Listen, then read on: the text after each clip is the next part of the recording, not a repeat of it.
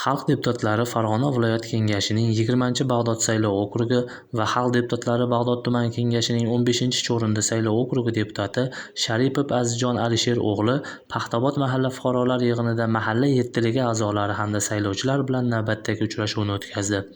Uchrashuv davomida deputat o'tgan davr mobaynida amalga oshirilgan ishlar, hukumat tomonidan qabul qilingan qonun, qarorlar haqida saylovchilarga atroflicha tushuntirishlar berib, mahalla yettiligi a'zolari bilan hamkorlikda amalga oshiriladigan ishlar bo'yicha kelishib olindi. Saylovchilardan kelgan murojaat va takliflar yuzasidan tegishli tashkilotlar bilan hamkorlikda ijobiy hal etish chora-tadbirlari belgilandi. Shuningdek, deputat mahallada joylashgan 25-umumiy o'rta ta'lim maktabi hamda 4-sonli davlat maktabgacha ta'lim tashkilotida bo'lib, ta'lim muassasalarida kelgusida amalga oshiriladigan ishlar yuzasidan muammo va takliflar o'rganildi.